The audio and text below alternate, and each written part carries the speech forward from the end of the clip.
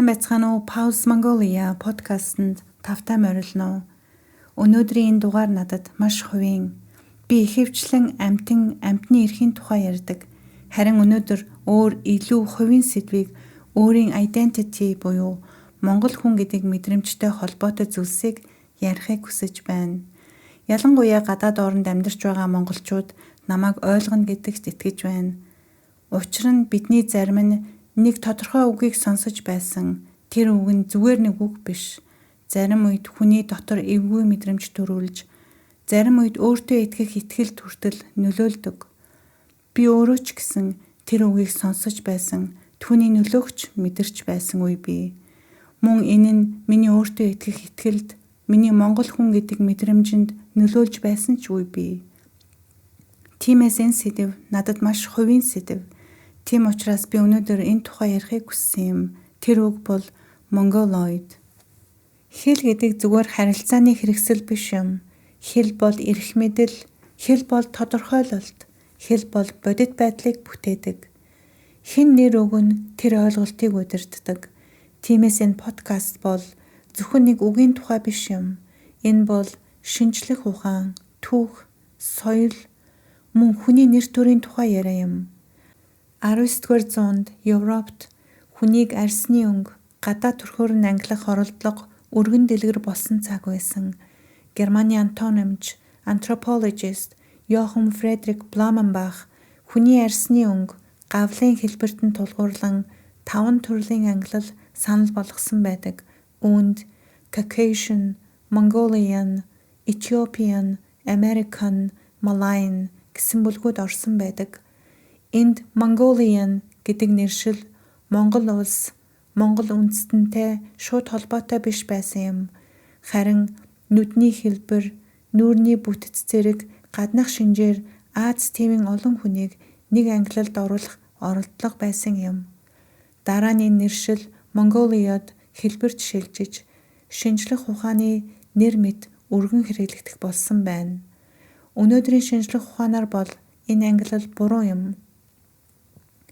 Орчин үеийн генетик судалгаа хүн төрөлхтний ялгаа тийм энгийн 5 ангилал биш гэдгийг харуулсан байдаг.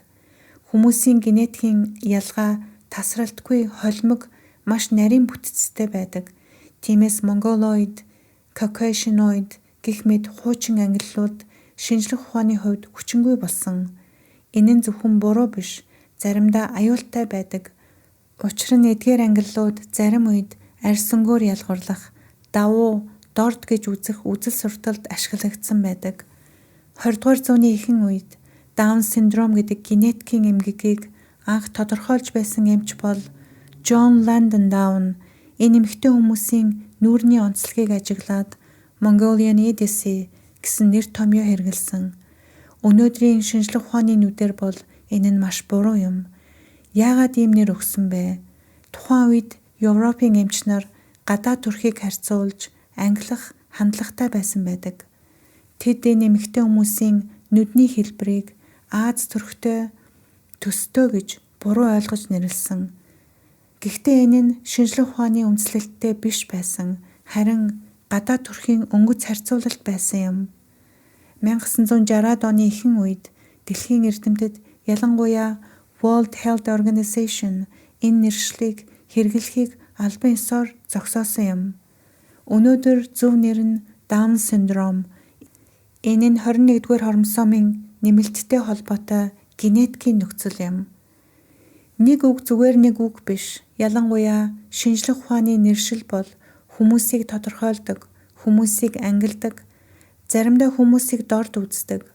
Mongoliad гэдэг үг олон жилийн турш зөвхөн буруу шинжлэх ухаан байгаагүй, харин хүмүүсийн ойлголтод гүн нөлөөлсөн байдаг. Ялангуяа Монгол Аз гаралтай хүмүүсийн хувьд энэ үг өөрсдийг нь буруу ойлгуулах, доромжлох нэг хэлбэр болж байсан. Өнөөдрийн байр суурь, өнөөдрийн хувьд шинжлэх ухаанч, нийгэмч нэг зүйл дээр санал нэгдсэн байдаг. Mongoliad гэдэг үг хэрэглэх нь буруу юм гэдэг дээр.